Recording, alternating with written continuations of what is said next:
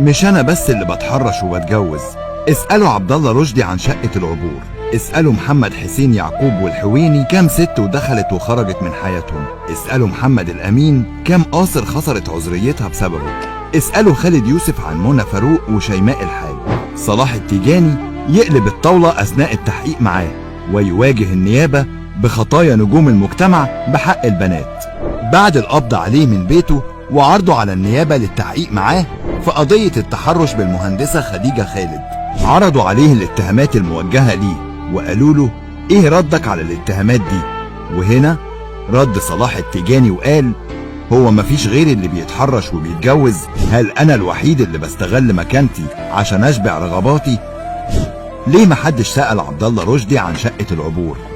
ليه محدش استدعاه وقال له ان في واحدة اسمها جيهان جعفر بتقول عليك انك استدرجتها لشقتك في العبور، وبعد ما عمل عملته خلع وقال لها مش هتجوزك؟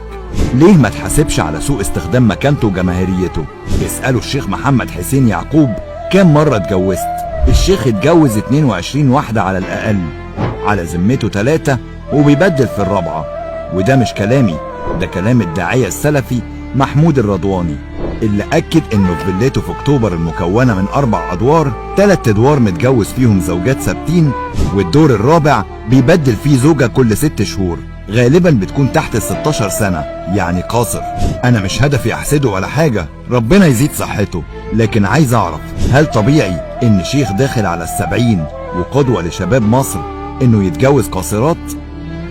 والسؤال الأهم، ليه مركزين مع رجال الدين؟ ما تشوفوا باقي الشخصيات المشهورة في مصر، شوفوا أبو هشيمة خد كام واحدة وصرف كام مليون على شهوته، شوفوا ال20 مليون اللي اداها لهيفاء وهبي مهر علشان يتجوزها، وكل واحدة تطلع ترند في مصر وتلبس ملابس خليعة يروح يتجوزها ويديها هدايا بالملايين وذهب وياقوت وألماظ، زي جوازه من إعلامية مصرية وملكة جمال عربية، وياسمين صبري اللي أخدت خاتم ألماظ ب200,000 دولار وعربية روز رايز.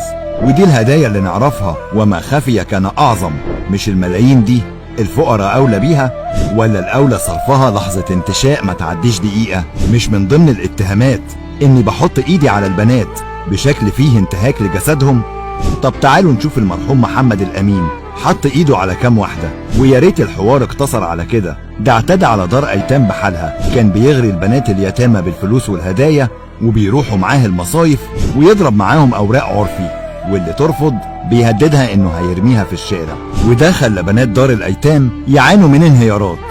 ولا رجل الأعمال محمد الفايد اللي دخل موسوعة جينيس في التحرش، الBBC قالت إنه تحرش ب37 واحدة شغالة عنده في متجر هارودز ومنهم قاصرات.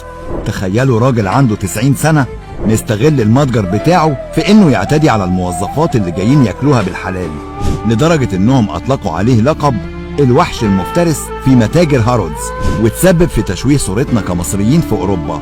وليه ما حسبتوش خالد يوسف؟